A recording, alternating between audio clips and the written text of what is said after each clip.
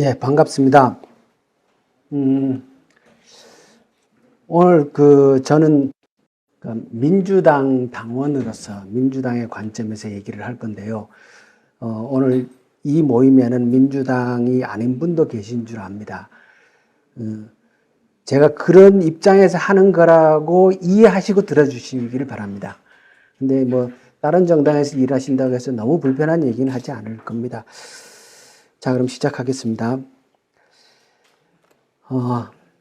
제가 작년 3월 9일 이후로 사실 바둑만 쳐다봅니다.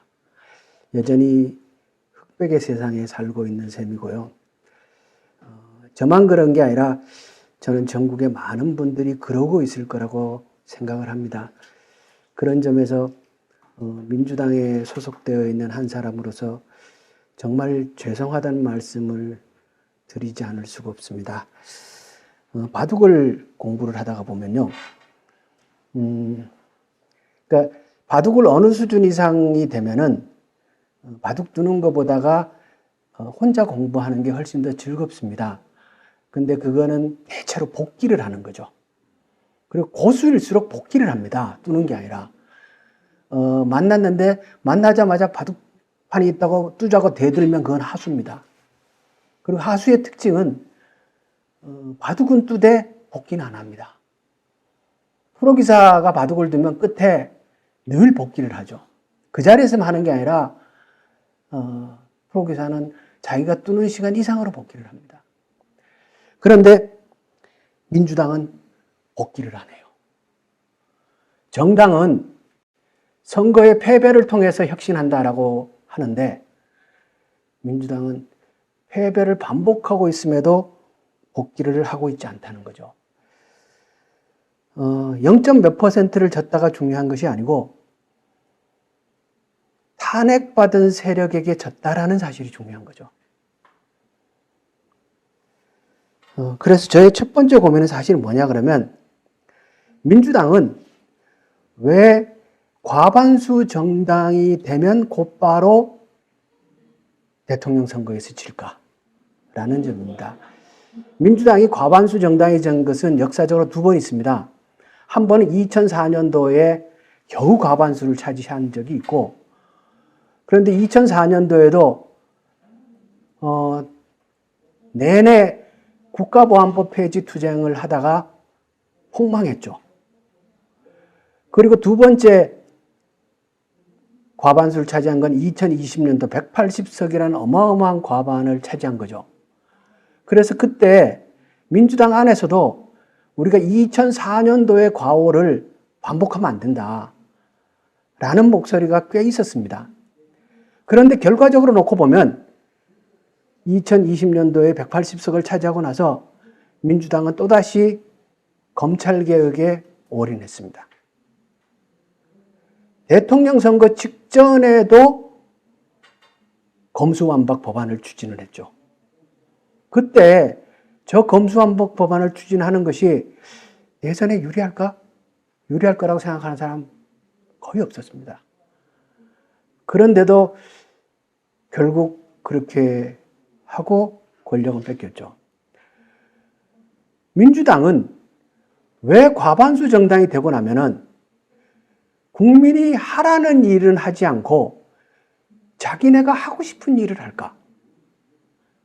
국가보안법 투쟁도 당시에 운동권 출신들이 되게 많았지 않습니까? 그분들 입장에서 보면은 국가보안법 폐지 투쟁이 매우 중요한 의미가 있었지만 그 당시에 얼마나 많은 국민들이 그 국가보안법 폐지 투쟁에 대해서 절박했으며 그것이 우리 삶의 결정적인 요인이니까 저거 반드시 폐지해야 된다 이렇게 생각을 했을까요? 지금 이 시점에 검찰 개혁을 해야 된다는 그 필요성에는 우리 대한민국 국민들이 정말 많은 비율이 동의할 거라고 생각을 합니다. 그렇지만은 그 필요성에 대해, 필요성의 강도에 대해서 그리고 그 추진하는 속도에 대해서 지난 정부에서 했던 것만큼 그렇게 국민들도 절박하게 느끼고 있을 것인가? 그건 아닌 거죠. 그게 아니니까 대선에서 진 거죠. 그러니까 왜 과반수가 되고 나면 국민은 자신을 위해서 일을 해달라고 뽑은 건데 되고 나면 자기네 하고 싶은 일을 할까? 결국 이거는 우리 민주당이 갖고 있는 DNA 문제이고 이 부분에 대해서 우리는 심각하게 되돌아봐야 된다. 이 생각을 합니다. 자, 이제 제가 복귀하는 마음으로 제 경험과 앞으로 그럼 민주당을 무엇을 해야 되는가 얘기를 해보겠습니다. 저는 국회 경험을 얘기를 하면은 제가 초선 한 번밖에 못했으니까 제 경험에 많은 부분은 예결위에 있습니다. 예결위는 1년이잖아요. 근데 저는 초선 4년 동안 예결위를 3번 했어요. 그리고 마지막 해에는 개수조정 소위위원까지 했으니까 그러니까 민주당의 웬만한 다선 의원보다가 예결위 경험은 제가 더 많다 그럴 수가 있어요. 예. 그런데 문재인 정부 초기에 그 가장 큰 고민은 고용 대란이었죠. 그러니까 그때를 다시 되돌아가 보면은 문재인 정부는 일자리 정부를 표방을 했었고 그 일자리 정부를 표방할 수밖에 없었던 게 매달 한 번씩 고용 통계를 발표하잖아요. 근데 그걸 왜 그 당시에는 이걸 왜 매달 발표하냐는 거야. 발표할 때마다 고용 통계가 엉망으로 나오니까 언론에서도 난리고 그게 발표하는 날이 다가오면 초긴장을 안 할 수가 없어요. 근데 그걸 한 달마다 꼬박꼬박 해. 미치겠는 거예요. 그 고용 대란이 일어난 거죠. 그러니까 계속 추경을 한 거고 결국 왜 그런 일이 발생했는가를 보면은 최저임금 만원에서 출발한 거죠. 비정규직의 정규직화,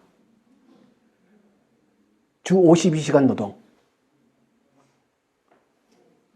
이 세 가지를 가만 놓고 보면 모두가 다 해야 할 일인 건 맞아요. 노동시간 줄이고 급여 올리고 당연히 해야 할 일 맞죠. 정규직화하고 맞는데 결국 우리가 그걸 추진해 나가는 과정에 있어서 방향은 맞았다 하더라도 과정과 속도에 있어서 섬세한 준비가 되어 있었냐라는 점은 다시 되짚어 봐야 되는 거죠. 왜냐 그럼 사고들이 계속 터졌으니까. 결국 전 이 문제도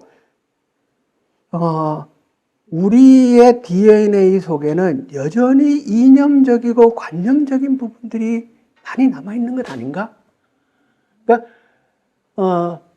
진보적 아젠다를 그냥 정책화해 나가는데 급급한 것 아닌가?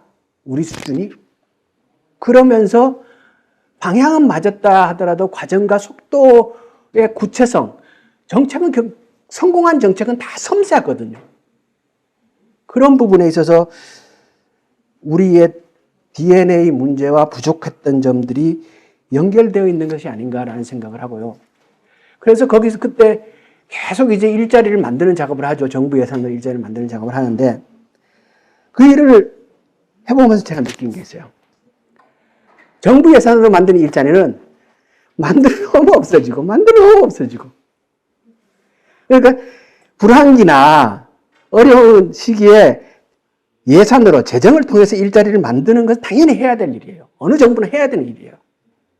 그런데 그렇게 만들어지는 일자리는 결코 지속적이고 안정적인 양질의 일자리라고 할 수는 없는 거예요.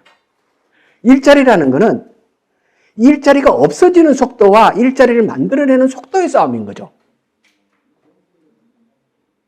그러니까 우리가 일자리가 없어지는 물론 그 당시에 우리가 추진하는 정책에 있어서 미숙함도 원인이었지만 우리 산업의 변화가 굉장히 빠른 속도이기 때문에 일자리라는 산업이라는 건 없어져야 할 사람은 계속 없어져야 되거든요. 이걸 붙들고 있다고 되는 건 아니거든요. 그러니까 그 없어지는 일자리와 새로 만들어 나가는 일자리의 이 속도 싸움이 일자리의 싸움인데,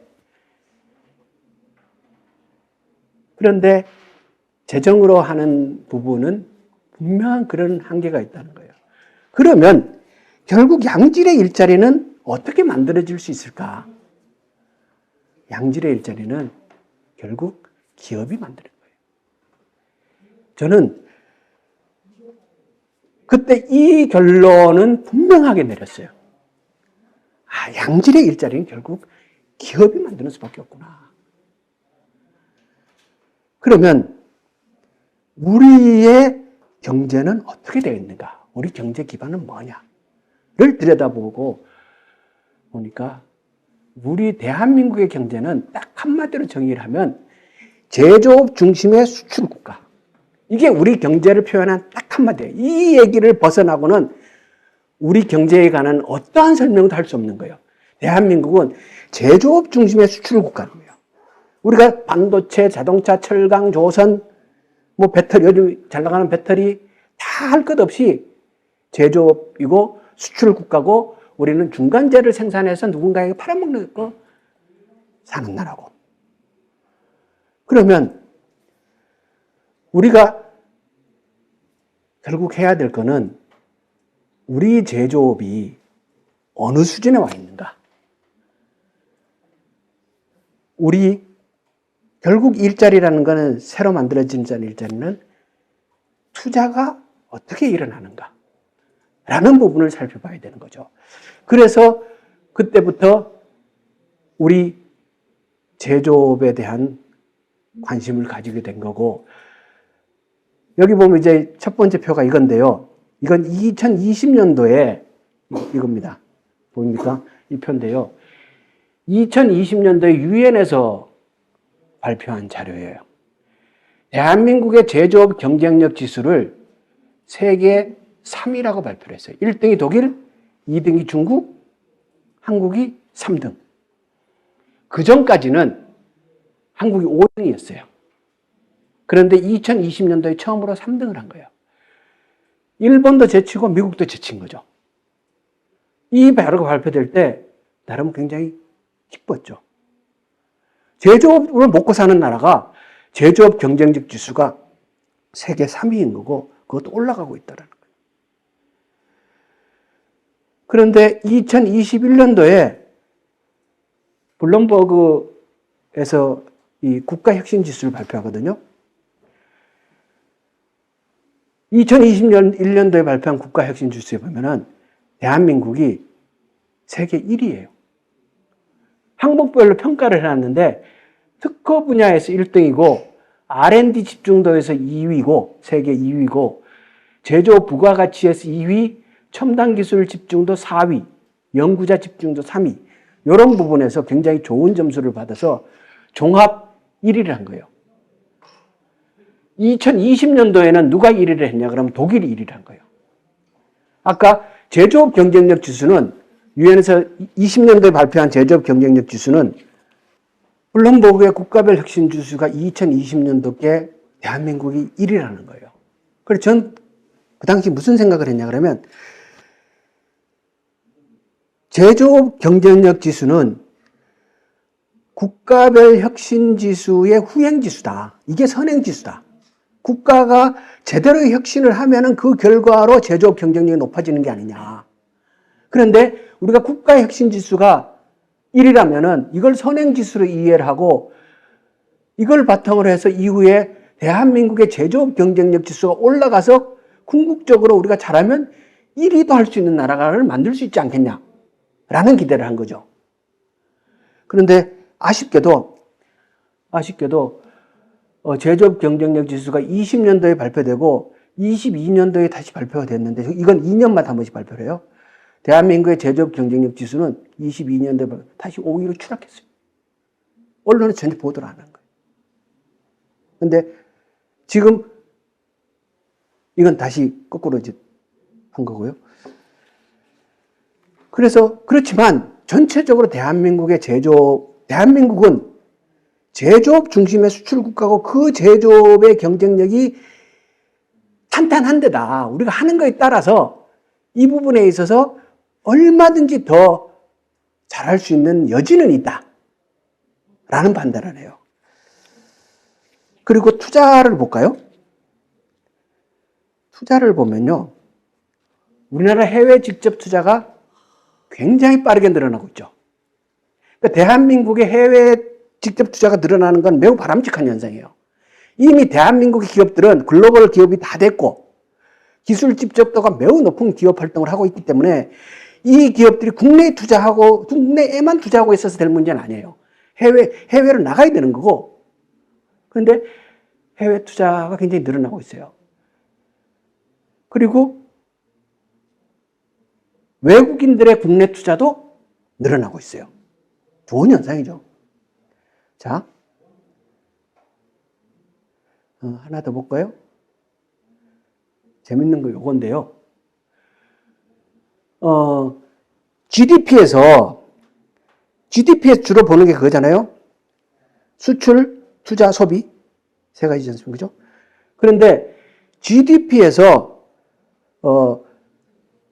투자가 차지하는 비중을 OECD 구분을 해보면 대한민국 1등이에요. 그러니까 대한민국 경제의 그 경쟁력, 우리 경제가 그래도 이만큼 여기까지 나가고 있는 게 어디에 있느냐라는 걸 그 근원적인 힘은 전 여기 있다고 봐요. 우리가 봐요. 이게 투자가 지금 여기에서 이 녹색 부분이 투자인데, 아니다, 요 회색 부분이 투자인데, 대한민국이 31%잖아요. 31% 가고 있는 나라가 전 세계에 하나도 없어요. 그러니까 우리는 GDP 대비 투자를 굉장히 많이 하고 있는 거예요. 그것도 미래산업, 첨단산업, 혁신산업 쪽으로 투자를 많이 하는 나라예요. 그래서 대한민국이 성장하고 있는 거고 여기까지 온 거라고 해석해야 된다는 거예요. 그래서 투자 부분을 보면은 그래도 좋은 그게 있다. 자, 다시 돌아가세요. 근데 해외 투자액을 보면요, 여기서 재밌는 걸 하나 봐야 돼요. 제가 보면서 해외 투자가 쭉, 우리나라 기업들의 해외 투자가 쭉 가다가 언제 이후로 해외로 쭉 확 늘어났죠? 2016년도부터죠. 횟수가. 그래프가 눈에 띄지 않습니까? 그러면 저 시점에 무슨 일이 있었기에 우리나라 기업들의 해외 투자가 급속하게 늘었는가? 뭐 생각나는 거 있어요? 네? 사드? 아니요. 저는 뭐라고 본 거냐면 2015년도 파리 기후협약이에요. 2015년도에 파리 기후협약이 있었고 그때 이후로 대한민국 기업들의 해외 투자는 눈에 띄게 증가한 거예요. 2016년도에 LG화학에서 폴란드 공장을 그때 세웁니다. 왜? 그 당시에 이미 폴란드 배터리 공장 납품하는 게 다 BMW고 폭스바겐이었는데 그때 이미 지금 얘기되는 아리백 문제가 그때 이미 대두된 거예요. 그래서 우리가 전체적으로 보면 투자가 매우 중요하지만 일자리라는 측면에서 보면 국내 투자가 중요하잖아요. 전체적으로 보면 대한민국은 굉장히 투자가 많고 활발하게 잘 돼가는데 제가 안 가져왔습니다만 일부러 국내 투자를 보면요 그냥 수평이에요. 해외 투자는 이렇게 늘어나는데 국내 투자는 안 늘어난다는 기업들이에요. 국내 투자는 그냥 수평이에요, 수평. 그래서 결국 일자리라는 거는 우리 제조업의 경쟁력과 우리 기업들의 투자가 어떻게 일어나는가라는 것을 살펴봐야 된다는 거죠. 그래서 제가 이때부터 아리백의 산업적 측면을 봐야 된다라는 말씀을 국회에서 계속 드렸던 거예요. 이거 환경 문제는 환경적 측면에서 접근해서 될 일이 아니고 대한민국의 성격상 대한민국이 가지고 있는 제조업 중심 국가라는 특징과 우리가 먹고 사는 건 다 산업 분야이기 때문에 아리백의 산업적 측면에서의 이해가 되어야 기업의 투자 활동과 이해 활동을 볼 수 있다라고 생각을 한 거고요. 그래서 자, 하나 더 볼까요? 단적인 예로 이거의 이 표를 보면요. 지금 원전 얘기 하지 않습니까? 이게 뭐냐면 2020년도 세계 발전원별 투자 금액을 비교해 놓은 거예요. 글로벌 차원인 거예요? 네, 글로벌 차원에서 그러니까 발전원별 투자를 얼마나 하느냐 본 거예요. 그 해에 저 맨 끝에가 원전이거든요. 그러니까 35빌리언 달러니까 그냥 35조로 이해하면 돼요. 실제는 그보다 금액이 크지만 35조를 원전에 투자할 때 재생에너지에 투자한 돈이 280조인 거예요. 그러니까 우리 경제는 저렇게 딱 보면 장사하는 사람이라면 내가 어디 가서 놀아야 하는가? 답이 딱 나오는 거 그냥. 우리는 지구를 살리자 이게 중요한 게 아니고 우리 경제의 특징, 우리가 뭘 먹고 살 수 있는가를 딱 보면 원전 가면 안 되는 거예요. 이 시장 가야 되는 거예요. 이 표를 딱 보면 원전 시장은요. 후쿠시마 사태 이후로 지속적으로 쭈그러 들어갔고 지금은 겨우 명맥을 유지하고 있는 거거든요. 이 시장은 커지지 않아요. 커지지 않기 때문에 우리가 먹을 게 없는 거예요. 규모 자체도 작을 뿐만 아니라 저기에서 헤게모니를 이미 기득권을 장악하고 있는 거는 그 자유진영 쪽으로 보면 미국이지 않습니까? 미국의 그 회사들도 먹어야 되죠. 우리한테 돌아올 게 없다는 거예요. 그렇기 때문에 당장 저렇기 때문에 지난번에 폴란드 가서 우리가 뭐 한다고 했잖아요. 그러니까 당장 어떤 일이 벌어져요? 웨스팅하우스에서 딱 소 걸어놨잖아요. 그리고 사우디 원전 얘기를 하니까 이번에 정상회담에서 뭐 했어요? NPT 조약 안 돼 있는 데는 안 돼. 아예 못을 박아버렸잖아요. 그러니까 시장이 세계에서 투자가 어디에서 이루어지느냐를 우리는 늘 봐야 대한민국이 먹고 살 수 있는 거리를 찾아 나갈 수 있는 건데 이걸 보면은 이게 지금 정책이 완전히 방향이 틀린 거죠. 제가 그 얘기는 안 하겠습니다. SMR 얘기는 안 하겠는데 실제로 그렇다는 거죠. 우리가 결국은 왜 저는 산업의 흐름과 방향, 특히 대한민국은 이미 글로벌화 되어 있기 때문에 세계 시장이 어떻게 돌아가느냐, 세계에서 투자가 어디에서 일어나느냐를 보고 우리의 산업 전략을 짜지 않으면 일단 규모도 커야 되고 그래야 우리가 먹고 살 수가 있는 거야. 우리 규모가 적은 게 아니기 때문에 조그만 거 갖고 우리가 안 된다는 거예요. 아까 말씀드린 어디 갔습니까? 이 표 하나만 보더라도 이 표만 보더라도 우리가 왜 재생에너지로 쪽으로 가는 것을 해야 먹고 사는가 라는 게 보인다는 거죠. 그래서 제가 사실은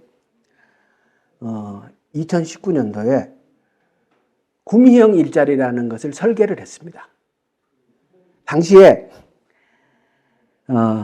광주형 일자리가 있었지 않습니까?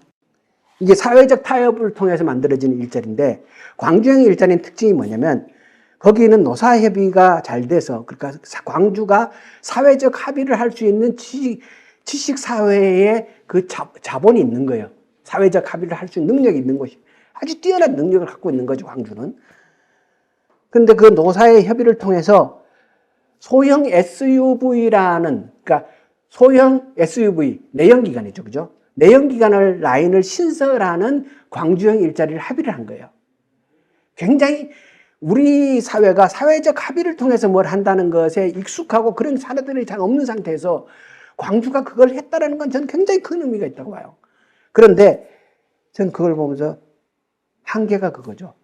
이건 내연기관인데. 앞으로 내연기관 없어지는데 몇 년 뒤에. 이거 어쩌냐? 그래서 그 광주형 일자리를 보면서 제가 구미형 일자리를 2차 전지 양극재 공장으로 설계를 한 거예요. 왜? 에너지 전환으로 세계는 갈 수밖에 없고 전기차 시장은 그 당시만 해도 이미 정해진 미래이기 때문에 그런 상태에서 2차 전지는 핵심이 소재지 않습니까? 그래서 제가 청와대에다가 얘기를 한 거죠. 광주형 일자리를 해야 되겠는데 가만히 보니까 LG를 한번 만나서 얘기를 해봐라. LG를 만나서 배터리 공장을 세우는 것을 구미형 일자리로 논의를 해보자. 그렇게 제안을 한 거고, 그리고 실제 그게 됐죠. LG화학에 지금은 이제 LG 엔솔이지 않습니까? 엔솔의 양극재 공장은 당시에 청주 오창에 10만 톤 규모의 공장이 있었어요. 10만 톤을 생산하는. 근데 우리가 구미형 일자리를 3만 톤 라인을 1차, 2차 해갖고 6만 톤을 생산하는 구미형 일자리를 설계를 하고 진행이 됐죠. 지금 공장을 거의 다 지었어요. 내부 공사하고 있는 중이니까. 제 계획은 그거였죠. 양극재가 소재 중에서는 핵심이니까. 그리고 LG가 우리 3사 중에서도 리딩하는 기업이니까 그걸 가져오면은 2차 전지 그 소재 산업의 집적화를 가능할 수 있지 않겠는가라는 고민을 한 거죠. 그렇게 해서 그것을 추진을 했던 것이고요.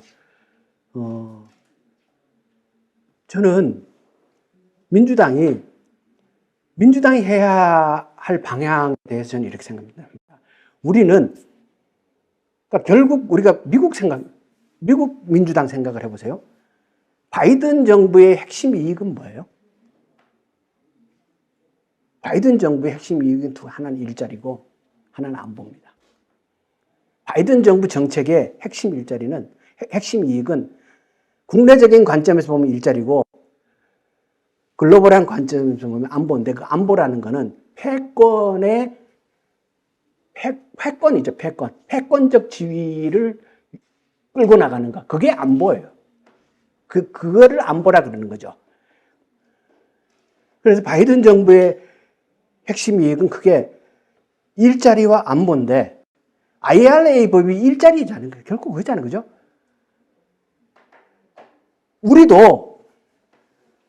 우리 민주당이 그렇게 가야 된다는 거죠. 우리 민주당 정책의 핵심 이익은 일자리라는 것이 튼튼하게 딱 자리를 잡아야 되는 거고, 그것도 지금 시점에서는 글로벌한 관점에서 딱 보면은 딱 답은 나와 있는 거예요. 친환경 혁신 성장이다. 왜? 친환경은 세계적인 흐름이고, 아까 말씀드렸듯이 우리 경제의 힘은 투자, 신산업, 혁신, 이게 우리 경제의 그 내적인 파워니까. 그러니까 우린 그렇게 해야 된다고 생각하는 거예요. 그래서 저는 혁신이라는 걸 생각을 할 때요, 저는 혁신에 대한 제 나름의 개념이 있어요. 잠깐 그 생각을 말씀드리면요. 전 혁신이라는 걸 어떻게 이해를 하냐면, 저 시골 출신이거든요. 동네도 크지도 않았고, 동네는 되게 이쁜 동네였어요. 남해안으로 앞에 개울이 돼 있고, 들이 앞에 쫙 있고, 지금도 그 동네 앞을 지나가는 사람들은 야, 동네 참 잘 앉았다 이렇게 얘기할 정도로 들이 좁았어요. 그 좁은 들을 꼬부랑꼬부랑 길을 건너서 제가 초등학교를 다녔는데, 어느 날 보니까 우리 동네에다가 빨간 깃발들을 막 꼽아놓고 며칠 지나니까 불도저가 와가지고 동네를 막 다 밀어버리는 거예요. 길도 노리고 다 밀어버리는 거예요. 경지정리라는 거였어요. 그렇게 해서 경지정리를 했는데, 경지정리 뭔지 알죠? 꼬부랑놈, 꼬불꼬불 막 길도 막 옛날 그런 그 영화에나 나올 법한 그 꼬부랑놈들을 싹 밀어갖고 우리가 지금 보는 네모 반듯반듯한 놈, 길 쫙쫙 나 있고 놈도 네모 반듯반듯한 그런 놈으로 만드는 거예요. 블록 탁탁 해서. 그거를 그때 한 거예요. 제가 일찍 서울로 유학을 와가지고, 전 서울로 공부를 하러 왔고, 몇 년 뒤에 집에를 가봤더니, 당장 우리 집이, 중학교 때 유학을 가시면 중학교 때 가신 거예요? 전 초등학교 때, 네? 초등학교 때. 중학교 때. 네. 제가 아주 일찍 와서, 당장 우리 집이 과수원을 갖고 있는 거예요. 밭에다가 사과나무를 심은 거예요. 경지정리한 이후에. 경지정리하고 하면서 몇 년 지난 뒤에. 네. 그리고 또 몇 년 지나서 보니까 우리 동네 웬만한 집들은 다 가수원을 갖고 있는 거예요. 그러니까 논농사를 하는 것과 가수원을 갖고 있는 거니까 상당히 다른 문제거든요. 그러니까 논은 당년의 이익을 나오는 거지만 과수원은 나무를 심어서 키워야 되니까 이게 6년, 7년까지 소득이 안 나오는 거예요, 과수원은. 근데 그 과수를 심을 수 있었다는 거는 집에, 어려운 말로 자본의 축적이 이루어지고 있다는 거예요, 집에. 이게 어떻게, 마을 전체가. 네. 그러니까 이게, 가만히 생각을 해본 거예요. 이게 신기한 거예요. 초등학교 때 이미 그거 생각하셨군요. 그러니까 그런 생각을 그 당시에는 일부 했고, 그 다음에 또 좀 정리하지 않았겠어요? 경지 정리를 하기 전에는 지게를 쥐고 걸음을 냈어요. 걸음을 내봐야 얼마나 내겠어요, 그죠? 걸음 내는 시간이 훨씬 오래 걸렸겠죠. 내는 양에 비해서. 경지 정리가 안 되고 논이 높고 낮고 막 이러니까 제 기억에 가물면 우리 어머니, 아버지랑 나가서 맨날 물 펐어요, 이렇게. 옛날에 물 푸는 거는 어른들이 둘이 마주보고 해가지고 큰 이렇게 바가지 같은 걸로 이렇게 물 퍼올려서 너네 물을 푸거든요. 그렇게 해서 손으로 퍼올리려니까 밤새도록 퍼야 될 거 아니에요. 그러니까 새벽에 들어오시는 거예요. 그렇게 해서 농사를 짓던 마을이 경지 정리를 시작하니까 경운기가 들어가는 거예요, 일단은. 논에 경운기가 들어가요. 그 다음에 물을 수문만 열면 땅이 평평하게 다 돼 있으니까 물이 수문만 열면 싹 들어가는 거예요. 그러니까 똑같은 경지 정리라면 땅 평수는 줄어요. 길이 넓어지고 이기 때문에. 오히려 논의 절대 면적은 줄어들었음에도 불구하고 생산성의 향상이 어마어마해지는 거죠. 비교가 안 되게. 그렇게 되니까 일단 유유노동력이 생기고, 그렇게 해서 이게 자본의 집적이 이루어지니까 마을이 과수농사로 눈을 돌리는 거예요. 그래서 몇 년 뒤에 우리 마을이 우리 동네에서, 우리 면에서 가장 부자 동네가 돼 있더라고요. 그거를 보면서 저는, 야, 이거 정말 어마어마한 변화다. 이런 생각을 했거든요. 최근에 제가 이번 강의를 준비하면서 그 경지정리를 몇 년도에 했는가를 찾아봤어요. 그러니까 대한민국의 경지정리는 일제 때도 좀 했었어요. 일제하에서도. 근데 본격적으로 경지정리를 하기 시작한 거는 1970년도부터예요. 근데 우리 동네가 딱 1970년도에 경지정리를 한 동네예요. 그러니까 아주 빨리 한 거죠. 그러니까 가장 부자가 먼저 되는 거 맞고. 그래서 저는 이런 것이야말로 진정한 혁신이다라고 생각을 하는 거예요. 그러니까 혁신이란 인위적인 변화인 건 분명하잖아요. 강제적인 인위적인 변화죠. 그런데 세상의 변화는 변화를 시켜놓으면 되돌아가는 변화가 있고, 변화시켜놓으면 그 자리에 그냥 있는 변화가 있고, 변화를 시켰는데 다른 변화를 이끌어오는 변화가 있어요. 변화가 변화를 유발하는 변화가 있어요. 저는 혁신은 이런 변화를 유발시키는 변화가 혁신이라고 보는 거고, 그리고 이런 일이 해야 할 일이다. 그러니까 사람이 뭔가를 이렇게 쏟아서 해야 할, 열정을 쏟아서 해야 하는 일은 이런 일을 해야 되는 것 아닌가 라는 생각을 저는 하고 있어요. 그런 점에서, 그런 관점에서 구미형 일자리를 만든 거죠. 요거 하나 만드는 게 중요한 게 아니라는 거지. 여기서 끝나는 게 아니라는 거지. 그렇기 때문에 구미형 일자리를 만들 때 2차 전지의 리딩 기업인 LG와 당시에 LG는 삼성은 부자 기업이잖아요. LG는 가난한 기업. 삼성, LG 사람들은 똑같이 알지만 삼성은 돈이 있는데 LG는 돈이 없는 데잖아요. 빈털터리거든요. 보면 이게. 돈이 되는 산업이 없잖아요. 옛날에 LG 반도체 했던 거 19년 고생하다가 넘겼고, 지금 LG전자, LG 뭐 나오는 게 없잖아요, 여기가.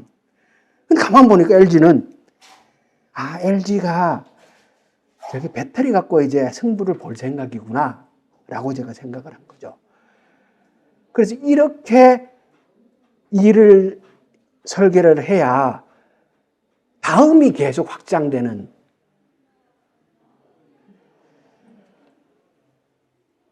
우리 민주당이 저는 이런 점에 있어서, 이거 제가 제 얘기를 들었습니다만, 이런 점에서 강해져야 된다. 관심을 가지고 그런 생각을 하는 거고요. 제가 구미에서, 구미는요, 사람들이 잘 모르는데, 구미는 전자도시라고 알고 있잖아요. 구미는 방위산업 도시예요. 구미는. 대한민국의 방위산업 도시는 3개 있어요. 하나는 대전. 대전은 뭘 담당하냐면 방위산업에서 헤드를 담당해요. 헤드. 전략. 그런 것을 하는 건 다 대전에 있어요. 그 다음에 또 하나 방위산업 도시는 창원이에요. 거기는 기계를 하는데요. 무기와 관련된 기계 부분을 하는 데는 창원이에요. 구미는 뭘 하냐? 유도, 병기, 전자와 관련된. 구미에 있는 몇 개의 기업이 없으면 대한민국은 전쟁을 못해요. 왜? 요즘은 다 유도니까. 무기가 이제는 다 유도기능 다 들어가잖아요. 그래서 그 당시에 제가 예결위에 있으면서 뭘 했냐 그러면, 우리 그 무전기 있잖아요. 우리는 휴대폰 쓰면서 이 무전기가 당연히 음성과 정보를 동시에 송수신하죠. 근데 군사용은 아직 이게 안 돼요. 웃기죠? 이미 기술은 다 돼 있는데 군사용이 안 되거든요. 근데 거기에 있는 굉장히 유명한, 얘기하면 다 아는 회사일 텐데 거기서 이걸 하겠다는 거예요. 그래서 관련 기업 20개 정도를 컨소시엄으로 해서 이 사업, 이 프로젝트를 하는 예산서를 갖고 온 거예요. 전 얘기를 해보고 제가 개수조정위원회 하고 있을 테니까 큰 돈이 들어간 거예요. 하자. 이렇게 해서 그것을 성공을 시키면 그 컨소시엄에 참여한 업체들이 먹고 사는 일자리를 만들어지죠. 새로운 산업이 만들어지는 거죠. 그렇게 보면요, 우리가 해야 할 일은 굉장히 많아요. 왜냐고 하면 제가 2차 전지 얘기 조금 더 해볼게요. 지금 2차 전지의 시장 규모에서 대한민국의 3사가 차지하고 있는 캐파는 26%가 조금 넘어요. 세계 시장에서. 2차 전지에서 세계 1위 기업은 중국의 CATL이죠. 여기 혼자서 차지하는 게 37%예요. 그러니까 중국의 2차 전지와 우리가 조금 다르지 않습니까? 우리는 3원계고. 그렇긴 하지만 중국 시장 자체가 워낙 크기 때문에 2차 전지에서 차지하는 비중은 우리 3사가 그러니까 LG 엔솔, 삼성 SDI, SK온 이게 기술에 있어서는 세계 최고라고 얘기를 하지만 그거는 다 인정을 해요. 그렇지만 차지하고 있는 비중은 이걸 세 개를 합쳐서 26%인 거예요. 그런데 최근에 보도에 보면은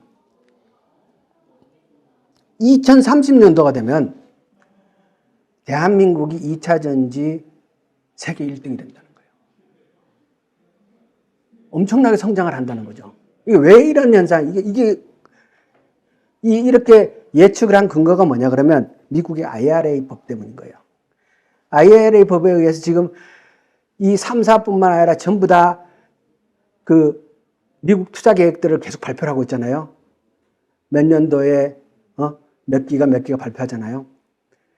그것이 정상적으로 계획대로 된다고 계산을 했을 때 2030년도가 되면 대한민국의 시장 지배율이 세계 1등이 된다는 거예요. 반가운 소식이죠, 그죠? 그런데 지금 미국이 우리 3사가 다 미국 가서 투자를 해요.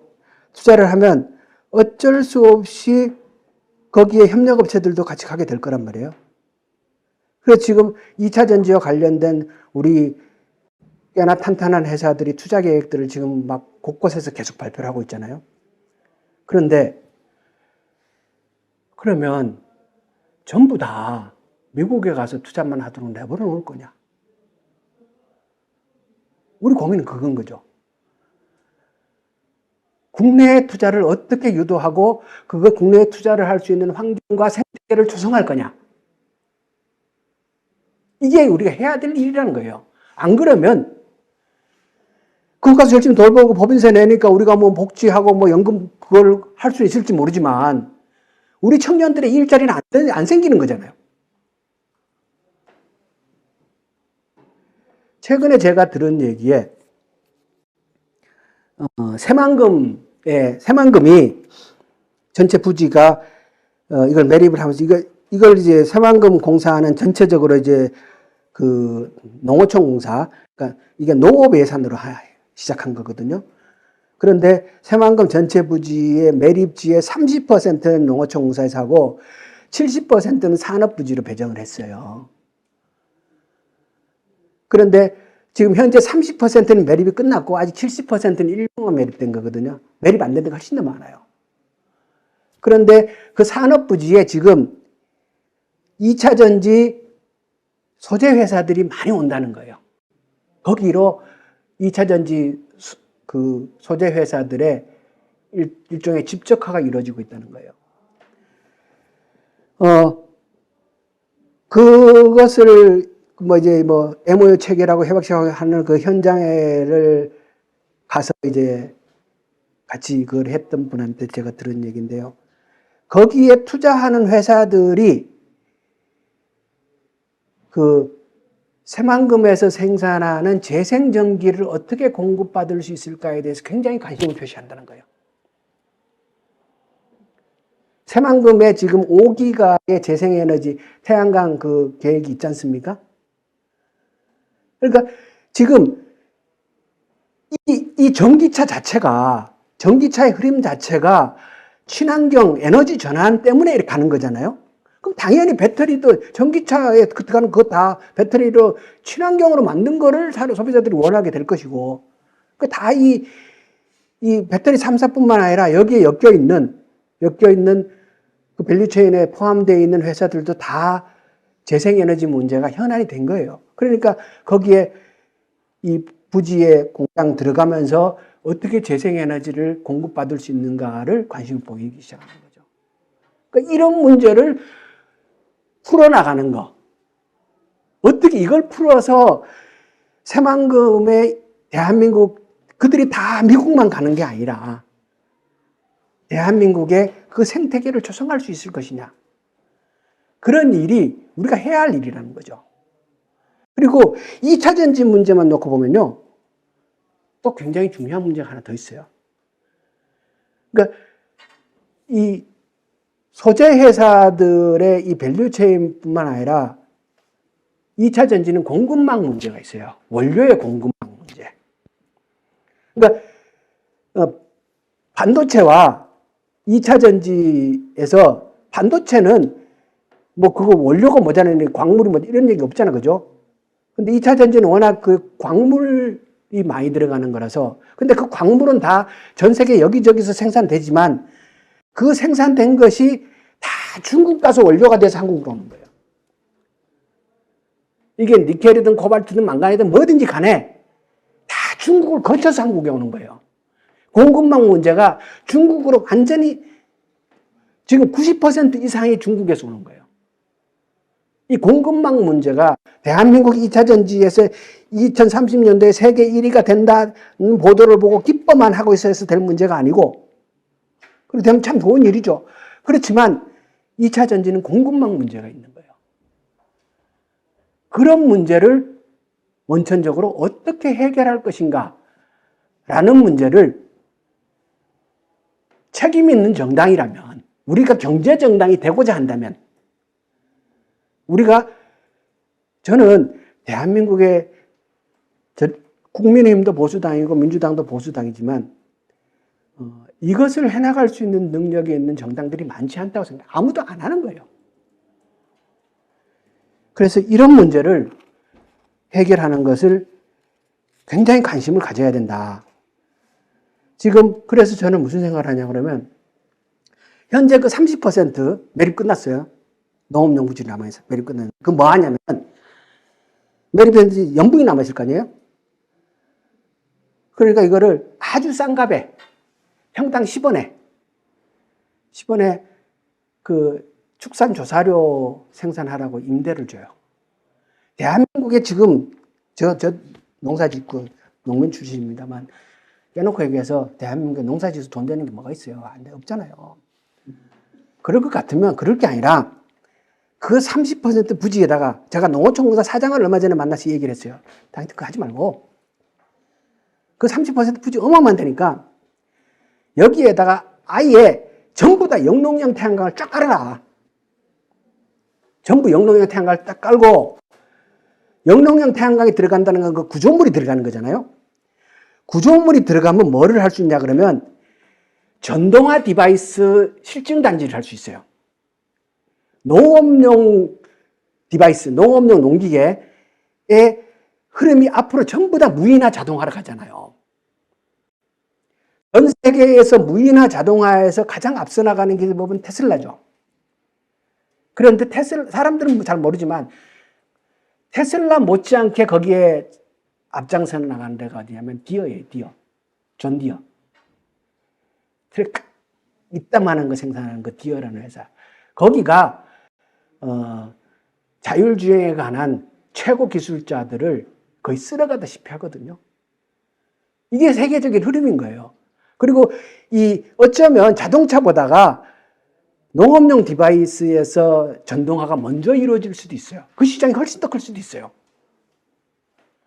근데 우리나라는 그거 안 하잖아요. 그러니까 이 기회에 그 30%에다 대놓고 쫙 깔고 태양광 샥 깔아버리고 거기에다가 전동화 실증단지를 해서 우리 농업도 최첨단 그 기술 경쟁에 뛰어들자고. 그렇게 해서 생산한 전기는 어디에다가? 옆에다가 2차 전지에다 공급해주고. 저는 이런 일을 제안 드리는 거예요. 해야 된다는 거예요, 우리가. 한자로 장관하셔야 되겠네요, 우리. 영림부 장관이 아니라. 그리고 반도체 말씀을 드리면요. 반도체, 대한민국을 지금까지 먹여 살려온 건 사실상 반도체죠.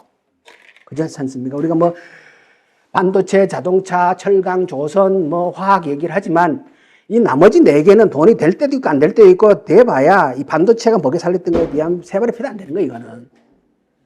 대한민국은 그냥 반도체를 이때까지 먹고 살고 여기까지 온 건데 그 전체 반도체 시장에서 우리가 하고 있는 거는 메모리 반도체잖아요. 지금 메모리 반도체 시장의 60%를 대한민국이 차지하고 있는데 어마어마한 거죠. 그리고 그것도 5나노 이하를 할 수 있는 국가는 전 세계에서 대만하고 한국밖에 없지 않습니까? 대단한 거죠. 대단한 거예요. 그렇지만은 전체 반도체 시장에서 반도체 2차 전지는 핵심이 소재라고 하면 반도체는 설계가 핵심이죠. 반도체에서 가장 고부가 가치는 설계고 그게 1류고 2류가 파운더리고 3류가 메모리인 거죠.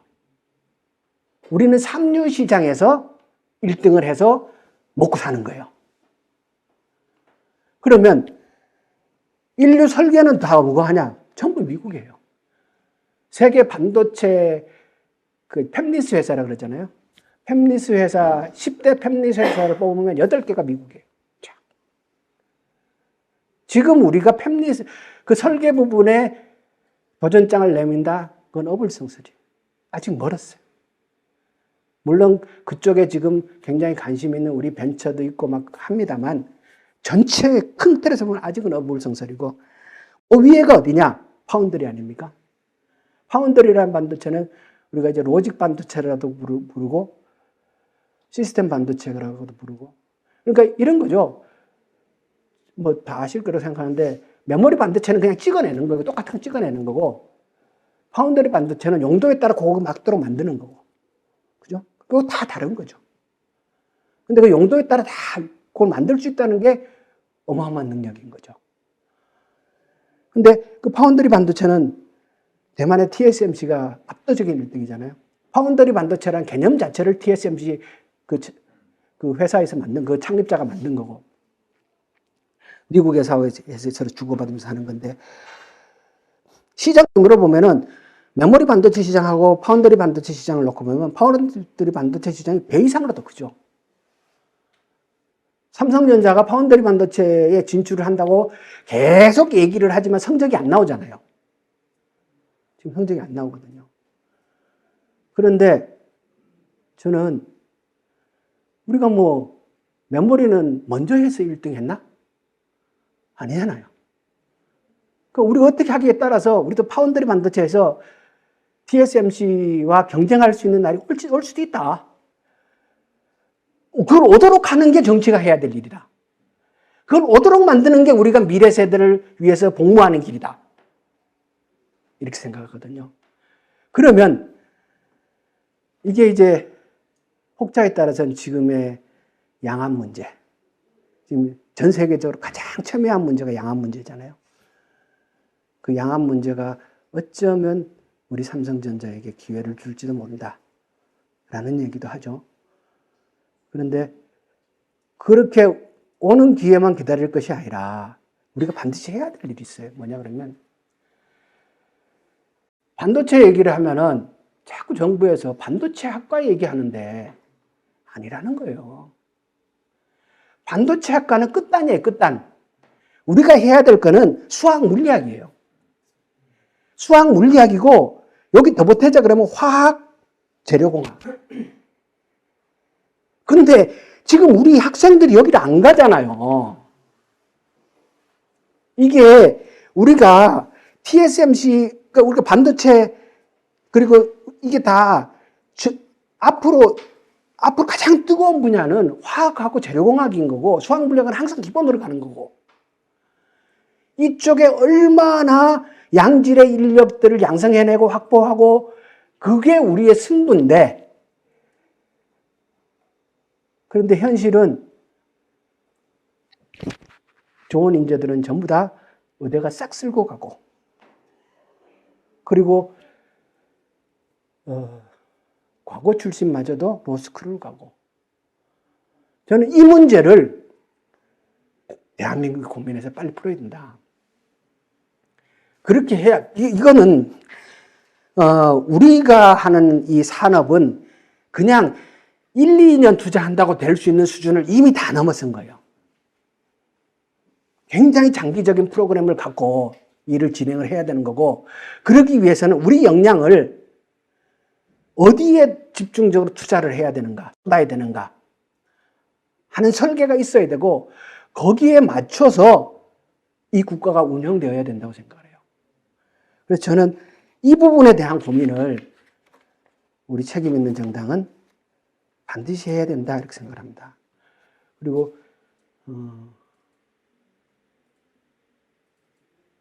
어쩌면 기회가 올 수도 있지만 지금 수출적으로 굉장히 어렵잖아요. 22년도에 아까 제조업 경쟁력 지수가 2단계나 하락했다라는 것도 굉장히 안타까운 소식이고 우리한테 굉장히 커다란 위기는 지금 바로 코앞에 와 있다라고 생각합니다. 뭐냐면 우리가 겪은 가장 큰 위기는 IMF잖아요. IMF는 외환 위기였어요. 그 다음에 겪은 위기는 리만 브라더스 사태 2008년도 이건 금융 위기였어요. 지금 전 세계는 리세션을 걱정하잖아요.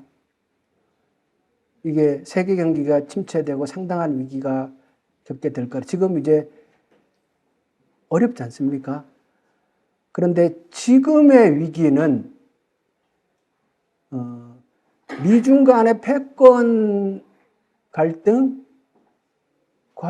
더불어 지금의 위기는 산업의 위기적인 측면이 있는 거죠. 지금 싸움은 아까 제가 말씀드렸지 않습니까? 미국의 핵심 이익은 두 가지다. 국내적인 관점에서 보면 일자리고 세계적인 관점에서 보면 안보다. 결국 그걸 위해서 패권 경쟁이 벌어지고 있는데 그냥 막연하게 그런 일들이 진행되는 게 아니라 그것이 바로 산업이란 영역에서 진행되는 거예요. 지금의 위기는, 갈등은.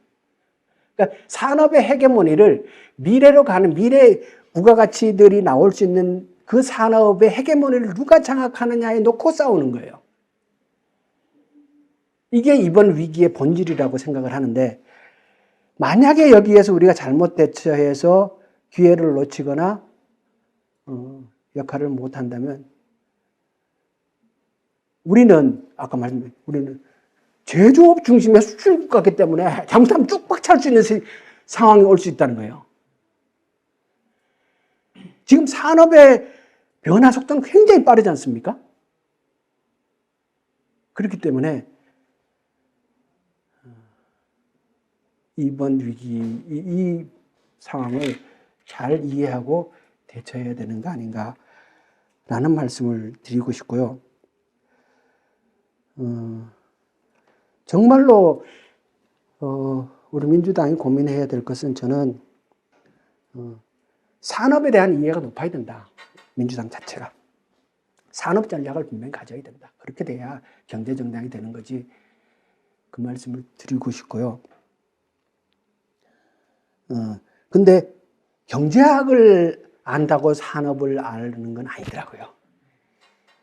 제가 이렇게 얘기해야 될지 모르겠는데 한번 재미난 경험이 있었어요. 우리 당 의원 출신이고 경제학 교수예요. 일자리 문제를 얘기를 하면서 그 말씀을 하시더라고요. 뭐냐, 리쇼링 얘기를 하더라고요. 해외에 나가는 기업들을 다시 들어오는. 전 그 얘기를 들으면서 참 뭐라고 얘기를 할 수가 없었어요. 대한민국은 일자리에 있어서 리쇼링은 안 돼요. 왜? 과거에 우리의 기업들이 해외에 나갈 때는 그 나가는 이유가 있었어요. 그때 나가는 주요한 이유는 임금 문제였어요. 임금 문제, 우리가 과거에는 다 저임금 기반한 그 노동집약적 산업을 하면서 여기까지 왔잖아요. 그러면서 우리가 하면서 임금도 높아지고 막 성장하고 있잖아요. 이렇게 돼 이 속에서 저임금 그 해서 찾아 나간데 그 사이에 대한민국의 인건비는 더 올라갔어요. 지금 대한민국의 인건비는 일본보다 더 우리가 비싸요. 일본 인건비도 우리보다 더 비싸요. 그런데 지금 리쇼링 하면 그때 저임금 찾아 나갔던 기업이 어떻게 들어오냐는 거예요. 우리는 어떻게 해야 되냐면 우리의 아까 말한 산업의 변화에서 우리가 압축 성장했듯이 우리의 산업도 빠른 속도로 바뀌어 나가는 거예요. 내보내야 할 기업들은 빨리빨리 내보내고 끊임없이 내부에 새로운 신산업의 영역을 만들어서 상처가 나면은 그때 거는 자꾸 또 뜯어서 나가고 새살이 돋아서 그 상처를 메우듯이 우리는 끊임없이 아까 말했던 투자와 R&D와 혁신과 그러면서 그것으로 채워나가야 되는 거지. 옛날에 같은 리쇼링, 택도 없는 소리, 택도 없는 소리. 그럼 이제 제가 완전히 기업 중심의 사고를 하는 사람이 돼버렸잖아요. 그죠? 네? 기업 중심 사고를 하는 사람이 돼버렸는데, 그러면 이제 낙수효과에 대해서 한번 생각을 해보자는 거예요. 기업을 우리 기업에 대한 지원책을 펴야 된다라고 얘기할 때 의문을 제기한 게 낙수효과잖아요. 낙수효과가 있느냐? 이거잖아요. 없다, 있다. 저의 결론은 그걸 따지는 것이 무의미한 시대가 되었다라는 게 저의 생각이에요. 자, 2차 전지만 딱 예를 놓고 보자고요. 지금 올 상반기에 대한민국 증시는 2차 전지의 소재 회사들의 대폭발이었죠. 이게 IRA와 관련이 있고, 우리가 가지고 있는 2차 전지 소재 회사의 강점은 주로 양극재 공장이었어요. 근데 이번에 폭발한 건 양극재만 아니라 양극재, 음극재, 전해질, 분리막, 그리고 또 뭐 이거 패킹하는 데 들어가는 여러 가지 등등 뭐 관리 다 폭발했잖아요. 근데 IRA 법이 어쩌면 지금까지는 양극재만 강점을 갖고 있었는데 이제는 음극재, 분리막, 전해질까지도 함께 가는 그런 시장이 열릴 가능성이 있다라고 본 거고, 그래서 시장이 폭발한 거라고 보거든요. 그런데 제가 그래서 우리 2차 전지 회사들에 한번 들어가 봤어요. 자, 이거거든요. 그냥 무작위로 들어가 봤어요. 이 2차 전지 회사들의 수출 비중 한번 보세요. 수출 비중. 89, 90. 97. 와, 99점. 이거는 잠깐만 줄 아는 건가요? 아니, 이게 그냥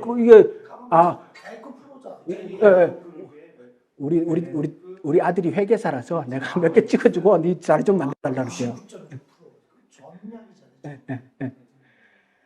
그러니까 우리 2차 전지 그냥 대표적인 거 그냥 몇 개를 그냥 무작위로 찍은 거예요. 내가 골라온 게 아니고. 저렇게 수출 비중이 높은 이유. 왜냐 그러면 옛날에 우리 산업을 내가 구미에 있으면서요. 구미에는 3차 밴드, 4차 밴드들이 많아요. 이 3차 밴드, 4차 밴드들의 오너가 다 누구냐 그러면 그 LG나 삼성이나 큰 회사에 근무하다가 그 회사에서 뭐 하나 들고 나와서 뭐 만들어서 납품하는 거예요. 이게 3차 밴드 거의 다 그래요. 그러니까 이 사람들은 당연히 이 모 회사에 묶여 있을 수밖에 없죠. 그가 가지고 있는 독자적인 네트워크도 없고, 그가 연구 개발할 능력도 없고, 거기가 끊어지면 당연히 끝나는 거죠. 그러니까 이거는 완전히 상호관계인 거죠, 사실상. 그런데 2차 전지 소재 부품 회사는 그게 아니죠. 2차 전지 시장 자체가 전 세계에서 대한민국이 지금 리드를 하고 있단 말이에요. 그럼 리드하게 되는 과정에서 이것이 꽃이 피기 전에 이미 협력업체 관계로 쭉 해왔던 거예요. 안 그랬으면 불가능했던 거죠. 묶여있는 게 아니에요. 그러니까 외국에서 배터리를 하겠다고 하면은 거기서도 소재 회사들하고 뭔가를 터야 될 거 아니에요? 대한민국에밖에 없는 거예요. 왜? 이 시장을 대한민국이 여는데 기한 측면이 크기 때문에, 우리가 리딩을 하고 있기 때문에. 그러니까 네. 그러니까 당연히 이 기업들의 매출처가 국내로 한정되어 있지 않은 거예요. 당연히 저기에서는 우리 3사들의 해외 공장에 납품한 것도 포함되어 있을 거라고 생각을 해요. 저런 그 매출 구조를 가지고 있으면 종속적인 관계가 될 리가 없죠. 그리고 더 나아가서 제가 LNF라는 공장을 가봤어요, 직접. 옛날에. 가봤는데, 이 양극재 공장이거든요. 완전히 장치 산업이에요. 내가 만날 수 있는 사람은 공장의 운영자 내지 관리자뿐이에요. 그리고 그 회사는 그 연구소를 별도로 따로 갖고 있어요. 굉장히 큰 규모로. 모 회사에서 R&D를 하고 받아서 이걸 납품하는 게 아니고, 이 회사 자체가 연구 R&D를 독자적으로 해요. 연구소, 그러니까 다 해요. 제가 포스코 케미칼도 가봤거든요. 거기도 연구소가 따로, R&D를 따로 해요. 이게 소재 회사라고 해가지고 3사에 뭐 받아갖고 이게 아니에요. 이런 상황이니까, 그러니까 이미 우리 이게 첨단화되어 있으니까 어느 하나 모기업이 내가 다 연구하고 개발할게, 이게 불가능한 거예요. 밸류 체인으로 엮여가지고 각자가 자기 역할을 하면서 성장하지 않으면 거기까지 갈 수 없는 구조가 이미 되어 있는 거예요. 내가 연구소 다 따로 있어. 내 매출처 다 따로 있어. 이거는 낙수 효과, 낙수라는 거는 상하 개념이 있을 때 성립하는 말이지, 현재 2차 전지에 있어서 3사와 소재 회사는 밸류 체인이라는 개념이 훨씬 더 정확하다고 저는 이해를 하는 거예요. 체인에 있어서 이 고리는 여기에 상하 개념이 어디 있어요? 서로 묶여서 함께 돌아가는 거지. 밸류 체인이라고 이해하는 게 훨씬 더 정확하다. 그래서 이익률이 이게 낮은 게 아니에요. 제조업으로. 이게 10%는 내면 벤처잖아요. 그래서 다 보면 이익률이 탄탄한 거예요. 예. 네. 그래서, 결국 우리가 생각을 해봅시다. 경제를 키운다라는 거는 결국 국민의 이익을 증진하기 위해서 키우는 건데, 우리가 그 이익을 평등하게 국민들에게 그거는 옳지도 않고 바람직하지 안 되는 거죠. 그죠? 그럼 우리가 하는 건 뭐냐? 중산층을 돕게잖아요. 우리가 하는 현실적인 바람직한 궁극적인 목표는 이 대한민국의 중산층을 주택해. 이거란 말이에요. 근데 그 중산층을 주택해 하는 거는 바로 이러한 부품 소재 회사와 같은 중견 기업들을 탄탄하게 키워내는, 그게 이 중산층을 두텁게 하는 핵심이잖아요. 근데 이걸 가만 보면 보이지 않아요? 우리가 뭘 해야 될지를? 여기 두 개 회사 매출을 보면 네. 2022년에 34조, 38조, 네. 40조 가까이 찍고, 이- 밑에가 이제 3. 이게 늘어나는 속도를 보세요. 이 늘어나는 속도를. 한 기업이 1년에 40조씩 하는 거죠. 네. 위에 두 개는 40조고 밑에가 3조 네, 네. 아니에요? 아니. 네. 3,400억. 네. 3조 그 3조 3조. 3조 8천억, 3천억, 네. 7천억, 위에 3,300억. 네. 네, 4조 해야 돼. 네. 그럼 안 되지. 그럼 삼성전자. 전 그런 관점에서, 저는 물론 숫자도 중요하지만 우리는 뭐 개념을 봐야 되는 거잖아요. 그죠? 흐름을. 자, 그런 의미에서 저는 수소도 정해진 미래라고 봅니다. 수소도. 그런데 궁극적으로 우리가 분명히 알아야 될 거는, 수소는 에너지원은 아닌 거예요. 에너지 저장 장치고 이동 수단. 그냥 넘어갈게요. 그런데 이 수소 시대가 오면은 현대의 수소차와 관련된 밸류체인에 포함되어 있는 회사가 150개예요. 그러면 그 150개 회사가 다시 2차 전지에서 벌어지는 일과 같은 일들을 또 우리가 볼 수 있지 않을까라는 기대를 하는 거예요. 그래서 저는 유능한 경제정당으로서의 우리 민주당의 전략은 친환경 혁신 성장이어야 하고, 우리의 목표는 제조업 르네상스, 대한민국의 제조업 르네상스라는 목표를 걸고, 더 구체적으로는 우리가 제조업 경쟁력 지수 1위 국가를 만들자. 이런 식으로 아예 나가야 된다는 거예요. 자, 그 다음에 시간이 많이 돼버렸네요. 조금 빨리 할게요. 두 번째 우리가 해야 될 거는,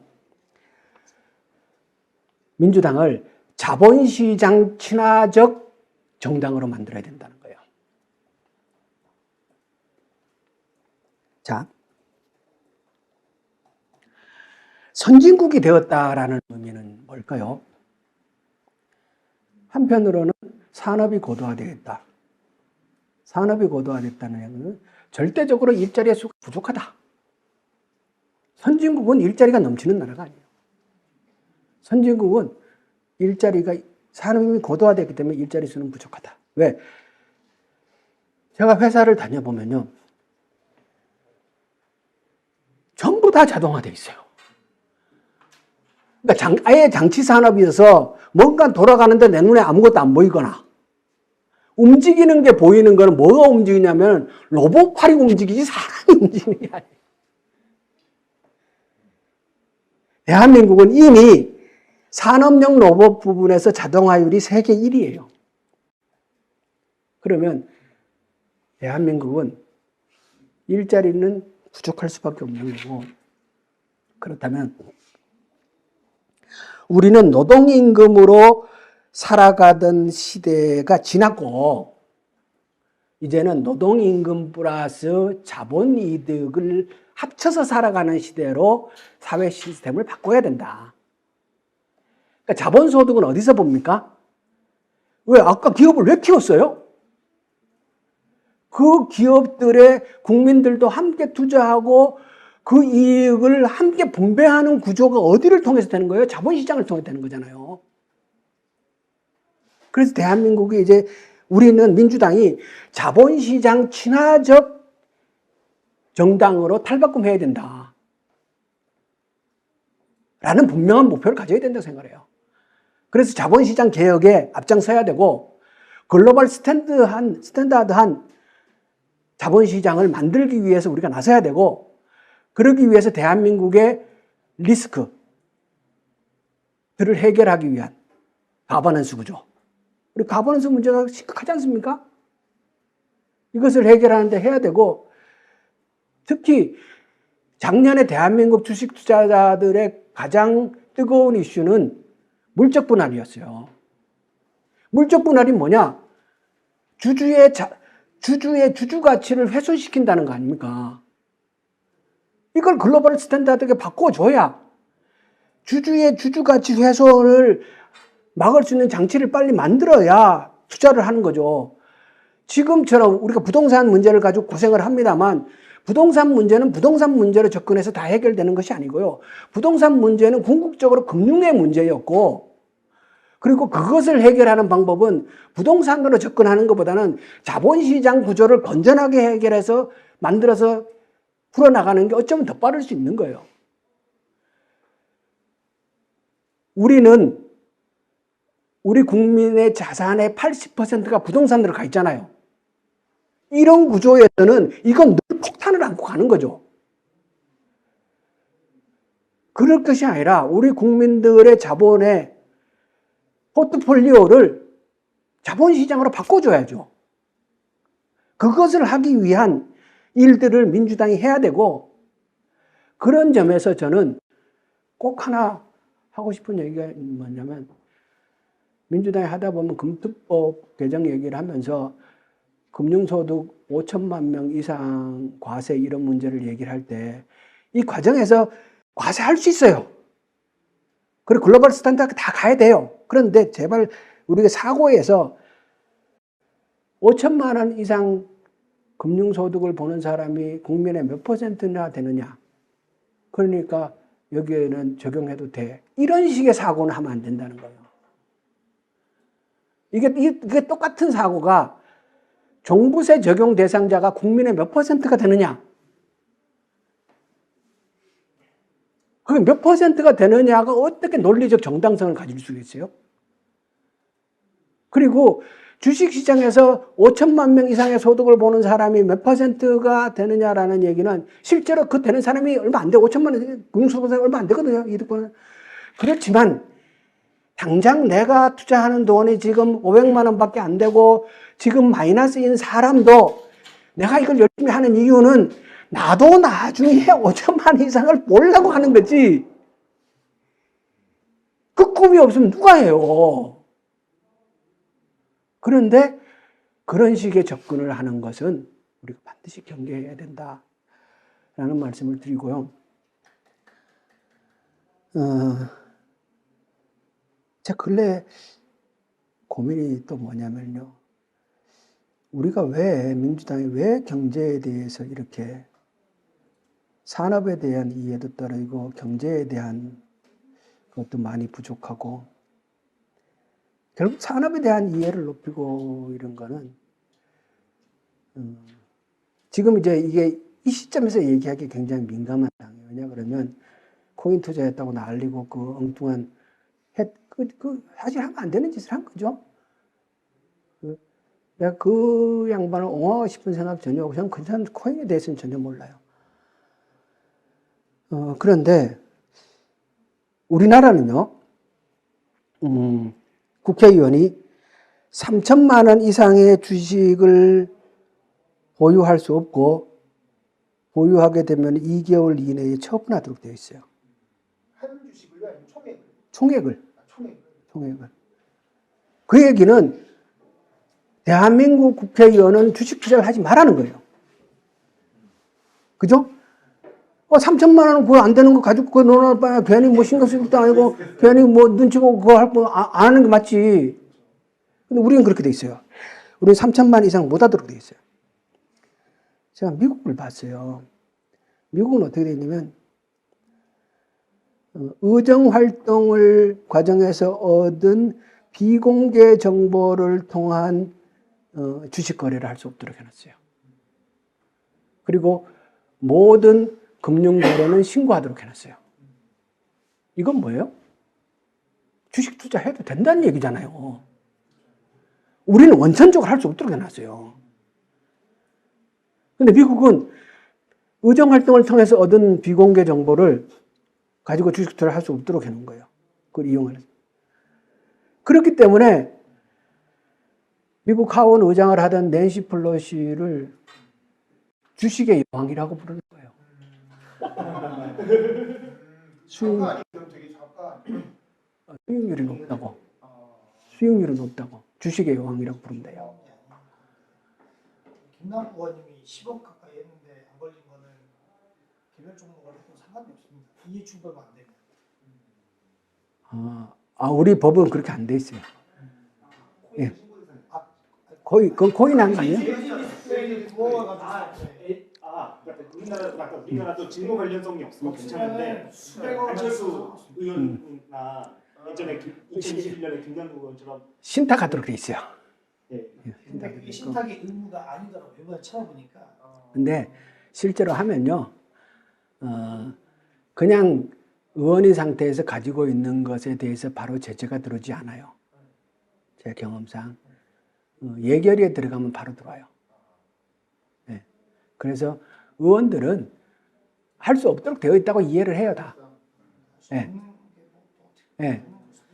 그래서 저는 미국도 지금 제가 이제 물어봤어요. 이분이 궁금해갖고. 그랬더니 미국도 논란이라는 거예요, 이 문제에 대해서. 지난번 코로나 때 코로나에 대한 대응 과정에서 비공개 정보를 가지고 뭐 선제적으로 주식을 사고 파는 의원들이 있다는 거예요. 그래서 미국도 주식 거래 금지 법안이 지금 상정돼 있대요. 그런데 그것이 상원까지 통과하기는 어렵지 않겠냐 이렇게 본대요. 그래서 저는 대한민국이 자본시장 친화적 기업으로 가고자 한다면 만약에 내가 삼성전자를 갖고 있는 게 이해충돌하고 무슨 관련이 있어요? 저는 문제가 있다고 생각합니다. 예? 문제가 있다고 생각합니다. 삼성전자를 갖고 있는 게? 삼성전자든 LG 디스플레이든 한 종목을 그렇게 가지고 있는 거는 그렇게 되면 로비스트가 될 수가 있다는 거죠. 왜냐하면 그냥 ETF를 갖고 있거나 펀드를 가지고 있어서 내가 어떤 위탁을 하거나 위임을 해버렸을 경우에는 좀 상관이 없을 수 있는데 저는 제가 100만 원만 가지고 있어도 상관이 있을 것 같아요. 뭐 그렇게 생각하시니까. 근데 미국이랑은 좀 상황이 다르죠. 그러니까 파생 상품이나 이런 것들 완전 다르기 때문에 한국은 지금 제가 이거를 가지고 이 자리에서 뭐 논쟁할 건 아닌데 토론을 하자는 생각은 아니고 제가 그런 고민을 하고 있다는 거예요. 이게 우리가 자본시장 친화적 기업으로 가려고 그러면 우리 구조도 자본시장 친화적으로 바꾸고 국민의 의식도 그렇게 가야 되는 거 아니야?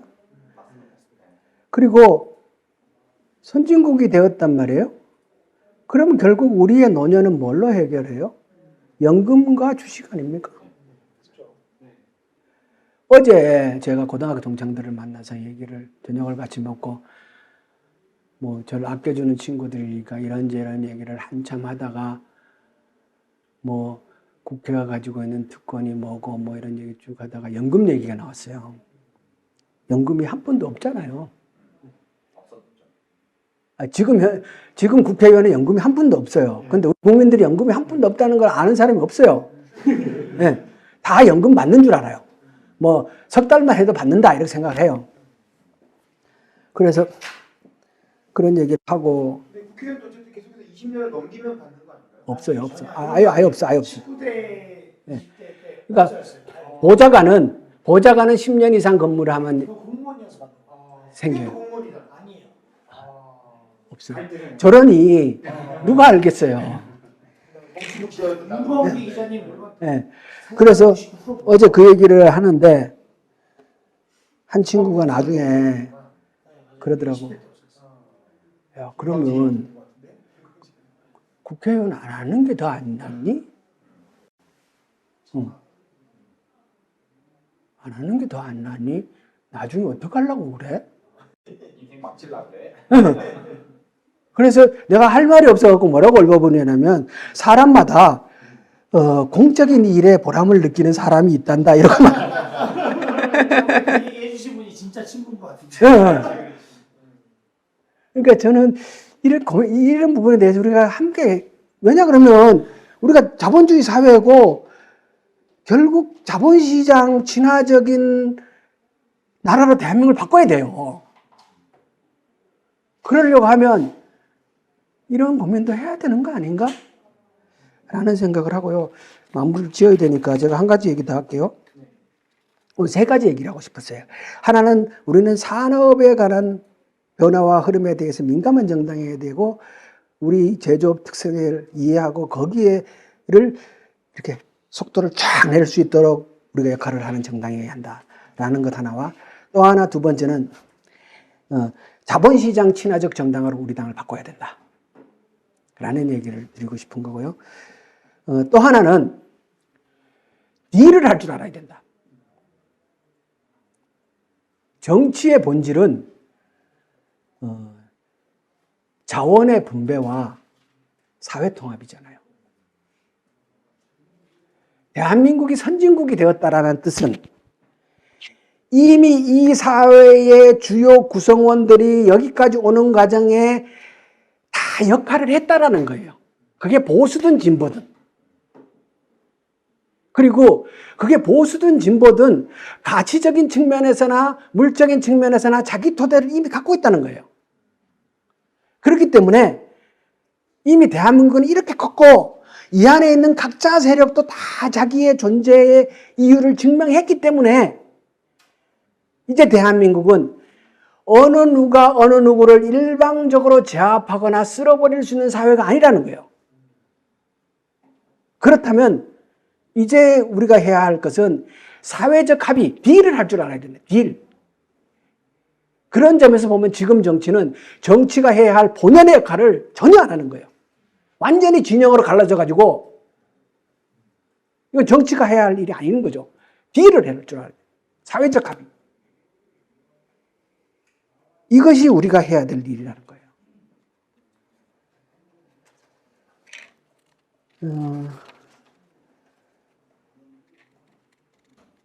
그런 점에서요. 최근에 양곡관리법 관련해서 말씀드리면 저는 민주당에게 참 아쉬워요. 양곡관리법을 대통령이 거부권을 행사했지 않습니까? 그런데 국민들은 양곡관리법의 통과에 더 우호적이었잖아요. 여론조사가. 그러면 민주당이 한 발 더 물러서서, 왜냐 그러면 이걸 통과시키려는 관점에서 보면은 그것을 가지고 곧바로 다시 재의결 들어가면 안 되는 거예요. 재의결이 되면 숫자 문제에서 부결되는 게 뻔한데 재의결 들어갈 것이 아니라 원점에서 다시 얘기해도 좋다. 얘기하자. 왜? 지금의 양곡관리법의 그 토대는 지난 정부 사실 제가 이걸 했거든요. 당시에 목표 가격이라는 제도가 있었는데 이게 문제가 돼서 국제적 관계상 이게 문제가 되는 거예요. 목표 가격제를 폐지하고 그거에 대한 대책으로 시장 격리를 의무화시키는 것을 합의한 거예요. 그걸 누가 했냐? 그 당시 정부, 여야, 생산단체가 모여서 합의를 한 거예요. 이게 사회적 합의인 거죠. 사회적 합의는 어떤 경우에도 존중되고 준수하는 그 노력이 뒷받침돼야 되는 건데, 이런 점에서 지금 여당, 보수당은 그 당시 자기가 합의한 것을 완전히 무시하고 행동하는 거기 때문에 저는 비판받아 마땅하다고 생각을 하고요. 이번에 민주당도 이런 것들을 연장선에서, 왜냐 그러면 지금 결국 재의결이 안 되고 마무리되어 버리면 그 당시에 참여했던 생산자 단체들은 뭐가 되냐는 거예요. 합의에 참여했던. 우리를 믿고 사회적 합의에 참여했던 그 사람들은 뭐가 되냐는 거예요. 그래서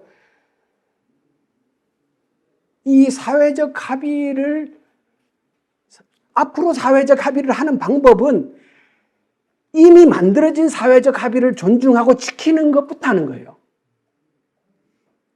그래야 다음 합의가 되지. 농민단체가 이제 합의에 나서겠어요? 안 나선다고 봐요. 이렇게 하면. 그래서 제가 제안드리고 싶은 게 이런 거예요. 그렇게 할 게 아니라 한발 양보하고 우리 법안 다시 논의할 수 있다. 다시 합의하자라고 하고 양곡관리법하고 영농형 태양광을 서로 맞교환하자는 거예요. 왜? 우리 재생에너지 생산해야 되니까. 서로 이해가 다르지 않습니까? 이게 이제는 딜을 해야 된다는 거예요. 정치가 그런 일을 해야 된다고 생각하는 거예요. 근데 양곡관리법을 통과시켜서 시장 경제를 의무해서 국가가 아무리 수매해 준다고 이건 국가의 부담이죠, 그죠? 영농형 태양광이 되면은 농지 쌀 생산량이 줄어들어서 사들일 게 없어요. 영농형 태양광을 하면은 그 해당 면적의 쌀 생산량이 20% 줄어들잖아요. 정부 부담이 없어지는 거예요, 장기적으로 보면. 이렇게 사회적 합의를 통해서 서로가 윈윈하는 방법을 찾아나가야 된다. 그래서 이제는 우리가 해야 할 것은 진영 논리, 진영에 머무르, 어느 정당이든지 자기 지지자에 갇히면 망하는 거예요. 자기 지지자들의 시각을 벗어날 수 있는, 그래 국가를 맡을 능력이 있는 거죠. 그렇게 해서 딜을 할 수 있는, 보수가 옳고 진보가 옳고 그거 아니라 이제는 우리 사회에 보수도 진보도 자기의 존재 이유를 다 증명했으니까 대한민국 선진국이 됐다고 받아들여야 되는 거죠. 그렇게 본다면 우리 민주당이 뭘 잘못했냐 그러면 21대 180석을 확보한 그때라도 적폐청산 구호는 내렸어야 되는 거예요. 대통령 우리가 당선시켜 국회 180석을 얻어 그래 놓고 적폐청산 하겠다고 하면 그럼 상대는 어떻게 되는 거예요? 그때라도 최소한 그때라도 민주당은 이제 대통합을 얘기해야 되는 거예요. 우리 국민들, 저는 그렇게 봐요. 우리 국민들은 통합을 얘기하는, 대통합을 실현하는, 사회적인 합의를 하면서 실제로 뭔가를 바꿔나가는 정당, 정치인들의 출현을 기다리고 있다고 생각해요. 근데 민주당은 180석을 확보하고 나서도 적폐청산이라는 구호를 내려놓지 않았고 선별전에 들어가니까 그럼 당연히 상대는 성속으로 들어가죠. 그럼 공성전을 해야 되지 않습니까?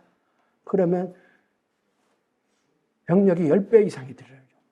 공성전을 하면은 그 성을 뺏는 경우도 있지만 그 과정에서 아군 피해는 어마어마한 거거든요. 공성전이라는 그런 거지 않습니까? 소수를 선멸시키고자 할 때는 반드시 그 공성전의 절차를 거쳐야 돼. 이건 병법에도 안 맞는 거예요. 그래서 우리 민주당은 대통합을, 화합과 통합이라는 구호를 전면에 걸어야 할 시점을 놓침으로써 정말 정치에 기여할 수 있는 기회를 놓쳤다. 그러다가 정권도 뺏겼다. 이렇게 생각을 하는 거고요. 그런 점에서 똑같아요. 지금 윤석열 대통령이 피의자와 마주할 수 없다. 똑같은 수준입니다. 자기 헌정주의자라며. 헌정주의자면 무죄 추정의 원칙은 어디다 갖다 빼리고 앉고 싶으면 얼마든지 앉을 이유를 만들 수 있는 거죠. 앉기 싫으니까 안 하는 거지. 자, 이제 끝으로 한 가지 얘기만 더 하고 마무리 지을게요. 제가 매해 꼬박꼬박 보는 보고서가요. 삼성의 지속가능 경영보고서입니다. 제가 이 경영보고서를 본 지는 20년도 더 됐어요. 농사짓는 촌부로 살 때도 제가 이걸 봤어요. 심심해서. 세상이 어떻게 돌아가는지를 알고 싶어서. 그래서 저는 우리가 청년 세대를 위하는 길은 청년을 등용하고 청년을 왜 뭐 주겠다 이게 아니고 우리의 삶 속에서 많은 시간을 미래를 고민하는 데 쓰는 거라고 생각해요. 우리의 관심과 우리의 역량들을 우리 미래, 대한민국의 미래에 집중하는 것이 진정으로 청년 세대를 위하는 길이라고 생각을 해요. 그런 점에서 세상의 변화를 이루는데 가장 빠른 방법은 기업의 움직임을 보는 것이고요.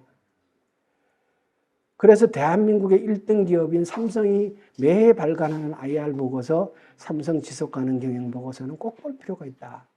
처음에 보면 이거 뭔 얘기하나? 이거 뭐 보라는 거야? 이렇게 생각할 수 있어요.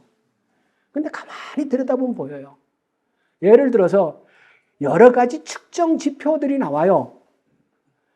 근데 측정 지표의 숫자를 보는 게 중요한 게 아니고 왜 이것을 지표로 쓸까를 봐야 되는 거예요. 그게 중요한 거예요. 여러 가지를 지표로 할 수도 있잖아요. 근데 왜 하필이면 이걸 지표로 쓸까? 그렇게 생각을 하면요. ESG 경영이라는 얘기가 나온 지는 얼마 안 됐지만은 그 보고서에는 ESG 경영이 벌써 10년보다 훨씬 전에 ESG 경영 얘기를 계속하고 있어요. 그리고 제가 아리백과 관련된 구체적인 상황들을 파악할 때도 그 보고서를 보고 파악을 했어요. 그 보고서에 보면 삼성의 전기에 관한 고민, 반도체 전부 전기잖아요. 그거 잘 나와 있거든요. 그리고 또 하나 애플에서 발간하는 환경경과 보고서예요. 오늘은 환경경과 보고서에 관한 얘기 한마디만 하고 마칠게요. 애플이 어떤 회사인지는 다 알잖아요. 작년 보고서에 처음 보는 구절이 하나 딱 있었어요. 뭐냐? 언젠가는 자원을 전혀 채굴하지 않고 제품을 생산하겠다. 뭐예요, 이게? 일종의 선언이죠.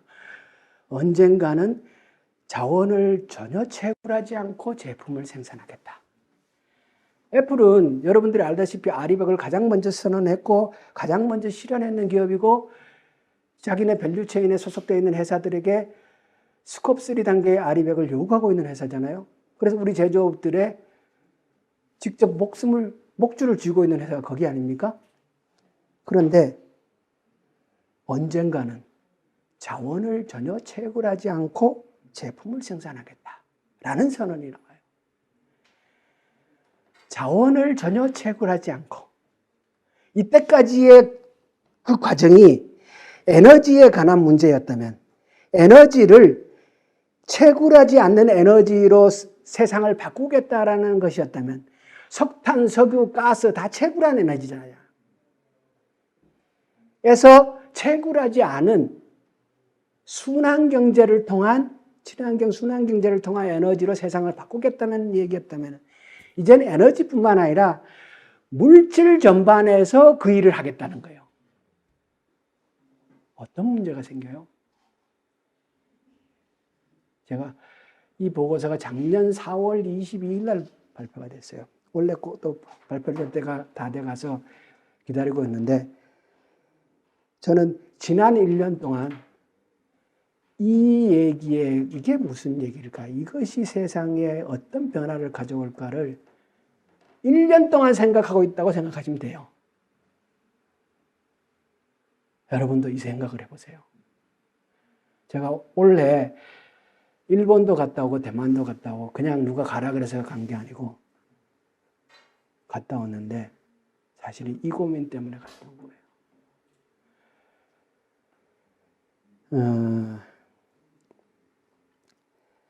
미국의 국가연구과제가 반도체와 배터리가 큰 비중을 차지했었는데 지금은 국가연구과제의 가장 큰 비중을 차지하는 게 환경공학이라는 거예요.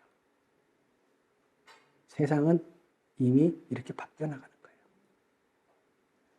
저는 이 말이 가지고 있는 이 선언이 열어제낄 미래에 관한 고민을 우리나라가 해야 된다라는 생각을 해요. 마치겠습니다. 고맙습니다. 네, 감사합니다. 제가 오늘 제 의정활동의 경험 등을 갖고 그때 얘기도 많이 하고 했습니다만, 지금 제가 가지고 있는 생각을 그때도 갖고 있었으면 저의 의정활동도 많이 바뀌었겠죠. 제가 2020년도에 구미에서 선거에 떨어지고 나서 3프로 TV 방송을 정말 많이 들었어요. 진짜 재밌더라고. 3프로 TV가 나가는 3% 당을 만들어야 됩니다. 민주당 내에 3% 지분을 만들어서.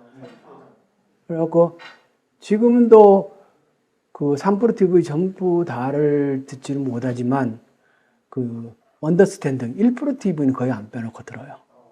이주광 변호사님 나오시고요. 저도 한 번 앉아 있다는. 찾아보겠습니다.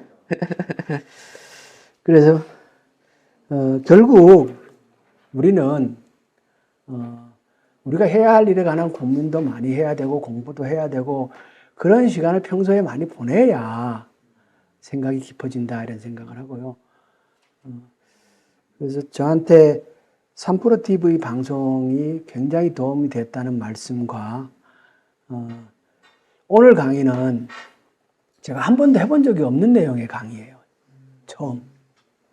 그래서 이 강의를 하는 과정에서 제 나름의 굉장히 많은 고민이 있었고 나름의 정리를 하는 시간도 굉장히 길었고 굉장히 많은 시간을 걸었다는 말씀을 드리고 싶고요.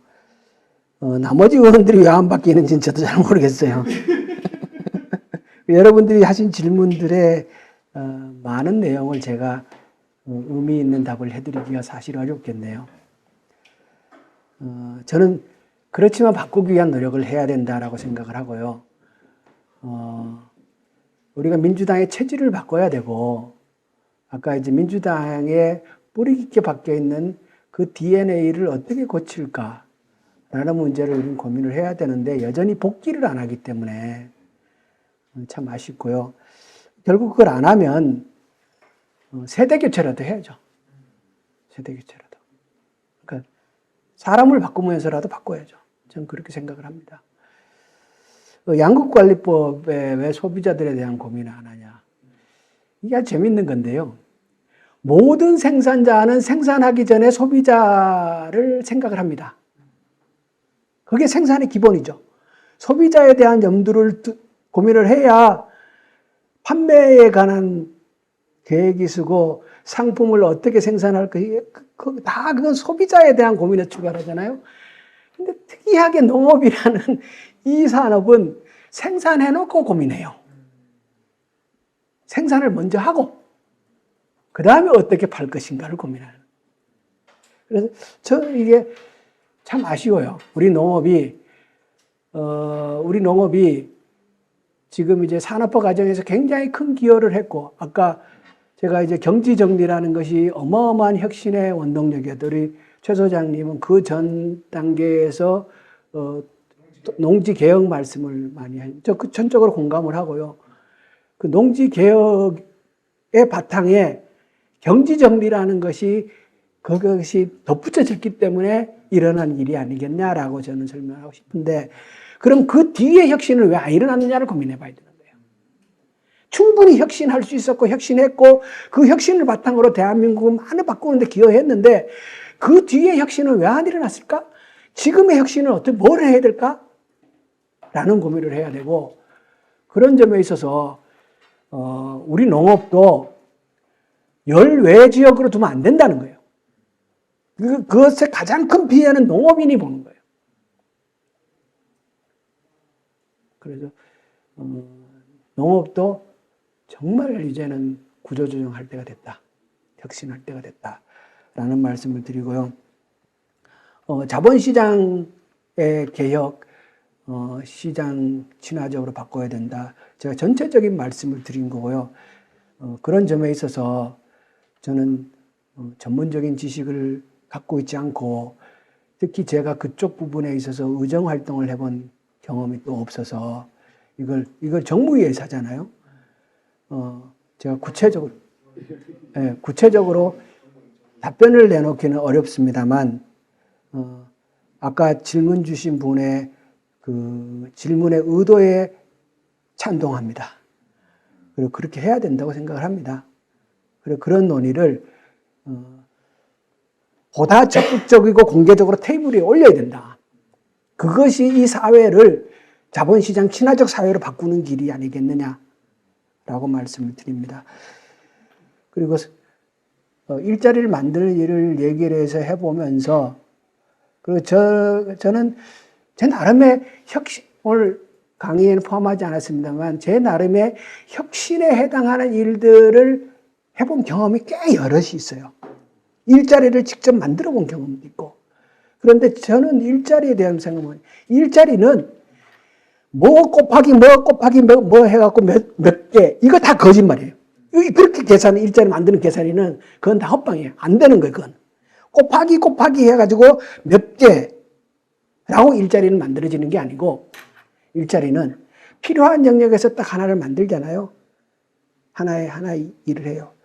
그러면 이 일과 연관된 파생된 일이 생겨나느냐의 문제가 굉장히 중요한 거예요.